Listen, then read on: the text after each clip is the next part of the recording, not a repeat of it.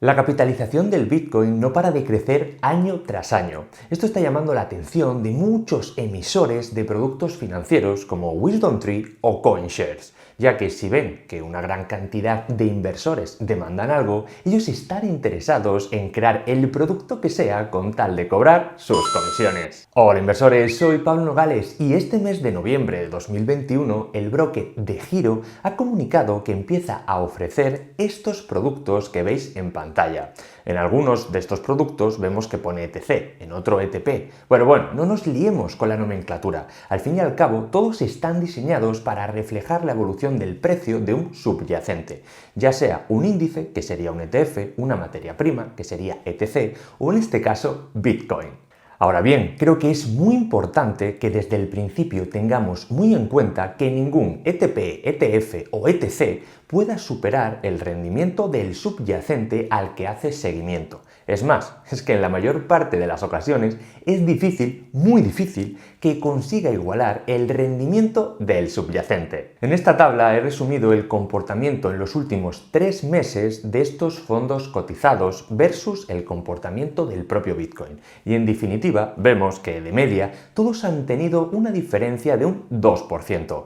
Puede parecer poco, pero debemos tener en cuenta que esto es solo para un periodo de 3 meses. En un año la diferencia podría ser mucho mayor. ¿Pero por qué ocurre esto? Bueno, si en tu caso te estás planteando invertir en alguno de estos fondos cotizados que replican el precio del Bitcoin, te recomiendo que te quedes hasta el final de este vídeo, ya que vamos a ver las características comunes de estos productos, sus costes totales, sus riesgos, a quién creo que van dirigidos y en el caso de que quisiese invertir yo, ¿en cuál lo haría? Así que, sin perder más tiempo, ¡empecemos!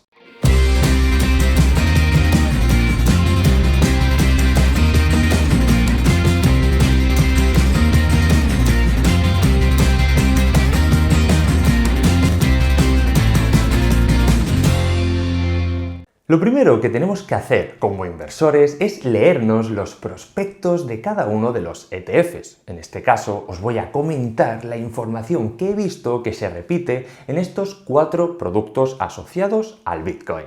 Es importante que entendamos que estos fondos cotizados se consideran como un título de deuda, que no genera intereses. Eso sí, a diferencia del famoso ETF BITO que salió a cotizar en Estados Unidos en octubre, el cual usa contratos de futuro para tomar exposición a Bitcoin y que bajo ningún concepto os recomiendo, los ETFs que vamos a ver hoy están respaldados físicamente. Bueno, esto es una manera de hablar, ya que el Bitcoin sabemos que es digital. Pero vamos, que teóricamente todos ellos tienen una cierta cantidad de Bitcoin en una cartera fría como contrapartida al capital de los inversores. Cuando digo cartera fría, no os imaginéis que usan un Trezor o un Ledger, sino que utilizan un servicio de custodia profesional, como por ejemplo el ETF de 21 Shares, que usa el servicio de custodia de Coinbase para carteras institucionales. En los 4 prospectos podemos leer que estos fondos cotizados ofrecen una manera sencilla, segura y eficiente en costes a la hora de tomar exposición al Bitcoin.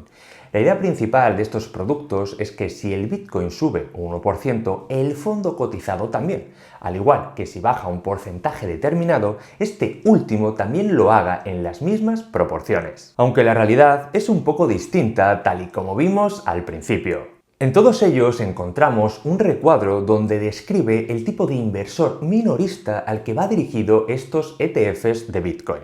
Están catalogados en los 2 niveles de mayor riesgo, tal y como ocurre con la renta variable, vamos. De hecho, me extraña que 2 de los ETFs se consideren de riesgo 6, cuando creo que todos ellos deberían considerarse en el mayor nivel de riesgo, es decir, el nivel 7. En el folleto podemos leer que estos productos solo van destinados a inversores particulares con conocimientos avanzados, que puedan soportar pérdidas de capital y que no den importancia a la protección del mismo. Sus emisores recomiendan que los posibles inversores de estos productos conozcan y tengan experiencia en el mercado de las criptomonedas y que a su vez inviertan con un horizonte temporal de inversión de hasta 5 años. Recordemos que al comprar estos ETFs de Bitcoin es como si comprásemos un bono, sin intereses, pero un bono. O sea que la entidad que lo emite tiene una deuda con nosotros. ¿Qué pasaría si los emisores de estos ETFs no pudiesen hacer frente al pago en un momento de mucha volatilidad y pánico? Comentan que en caso de impago por parte del emisor se saldaría la deuda según la prioridad de pagos. Eso implicaría la venta forzosa de los bitcoins subyacentes por dinero fiduciario. Y si esto no fuese suficiente para saldar las obligaciones, el inversor podría incurrir en pérdidas. Vamos, que los inversores en este tipo de productos asumen el riesgo de que el emisor no pueda atender sus obligaciones. Insisten una y otra vez en que son productos regulados, pero la realidad es que como inversores no tenemos ningún tipo de garantía ni régimen de compensación. Esto ocurre básicamente porque no es un depósito y por tanto no puede estar sujeto a la famosa protección que nos dan las entidades depositarias, dependiendo todo de la custodia y seguridad que quiera tener cada emisor. Por ejemplo, BTC ETC en su web explica cómo tiene asegurado todo con carteras en frío, con multifirma y con un seguro contra hackeos. Hasta aquí ya hemos visto qué tipo de productos son estos ETFs de Bitcoin. ¿Qué objetivos tienen? ¿A quién va dirigido? Y los posibles riesgos de impago. Aunque sinceramente pienso que estos últimos riesgos son poco probables que se materialicen, pero igualmente debemos ser muy conscientes de ello. Ahora bien, un punto muy interesante para tener en cuenta son las comisiones de cada uno de estos ETFs. Vemos que BTC, ETC y 21 Shares tienen comisiones de entrada y de salida, lo cual desincentiva la operativa con ellos, ya que CoinShares y WisdomTree no las tienen. Fijándonos en los gastos corrientes anuales, vemos como BTC ETC son de un 2%. Tras esto, CoinShares y 21 Shares cercanos al 1,5%, mientras que WisdomTree está por debajo del 1%. Recuerda que si te está gustando este vídeo agradecería muchísimo tu like y que te suscribieses al canal para que no te pierdas nada de lo que se viene. Ahora sí, seguimos. Así que de un simple vistazo el mejor ETF, teniendo en cuenta las desventajas que luego vamos a ver, sería el WisdomTree, ya que tiene las comisiones más bajas y sin entrada ni salida. Respecto al posible reclamo que podríamos hacer de nuestra inversión en Bitcoin y que nos lo envíen a nuestra dirección de Bitcoin, solo he visto que BTC ETC dé información al respecto. En ese caso, habría que sumar un 1% extra y un fijo de 50 euros, lo cual sumado al 2% anual y el 0,2% de entrada y de salida me parece una salvajada de comisiones. Ahora viene la pregunta clave. ¿Qué desventajas veo el usar estos ETFs para tomar exposición a Bitcoin? Bueno, en esta gráfica creo que se resume todo bastante bien. Lo primero, a nivel de rentabilidad, ya hemos visto que la inversión a 3 meses se ha diferenciado de media un 2%. Incluso el propio ETF de 21 Shares ya nos lo dice en el folleto. Podemos ver la diferencia de comportamiento entre el Bitcoin y su ETF, lo cual me parece muy transparente por su parte. A esta menor rentabilidad tenemos que sumar las comisiones, es decir, por los gastos de mantenimiento en estos ETFs vamos a estar perdiendo entre un 1 y un 2% de nuestra inversión al año. Mientras que si compramos Bitcoin en un exchange solo pagaremos las comisiones al comprar y al vender, pero nada de gastos corrientes anuales. Obviamente tampoco tendríamos que pagar nada extra por rescatarlo porque ya está en Bitcoin. Os recuerdo que con estos 4 ETFs lo que tenemos es un bono, o sea, deuda.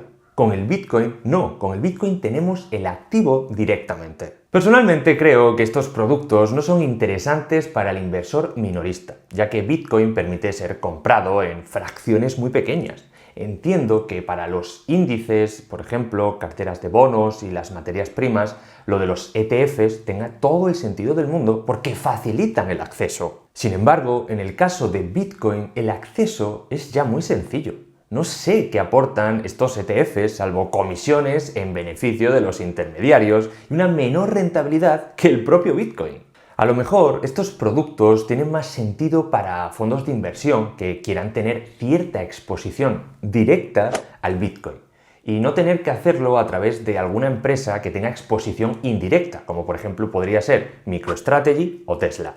También tendría sentido para personas que se quieran beneficiar en el corto plazo de un posible rally del Bitcoin. O sea, Personas que tienen su cartera de acciones y que conocen un poco el mercado del Bitcoin, pero no quieren complicarse la vida con casas de cambio y con carteras frías. Solo quieren especular y la rentabilidad en pocas semanas o meses. Es decir, creo que estos ETFs pueden ser muy interesantes para las personas que vean al Bitcoin simplemente como un activo financiero más. Si en tu caso te sientes representado por este último perfil de inversor, recuerda que la mejor alternativa sería el ETF de Bitcoin de WisdomTree, ya que los gastos corrientes anuales son los más bajos y sin comisión de entrada ni salida. En la descripción te dejo un enlace al broker de giro donde vas a poder encontrar este ETF. Eso sí, cuidado con mantener estos ETFs en periodos largos de tiempo, ya que para ello creo que es mucho más interesante comprar Bitcoin directamente y almacenarlo de forma adecuada. Ten en cuenta que estos fondos cotizados no son tan negociables como el propio Bitcoin, el cual cotiza permanentemente en diferentes casas de cambio de criptomonedas.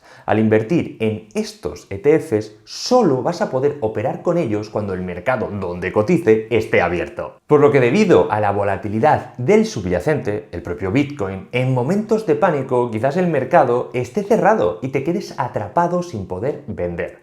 Ten cuidado si decides invertir en estos productos y hazlo siempre en periodos cortos. Si estás interesado en descubrir lo que es un buen dinero, te dejo esta lista de reproducción para invertir en oro. Al final de esta década seguramente me lo agradezcas. Adiós.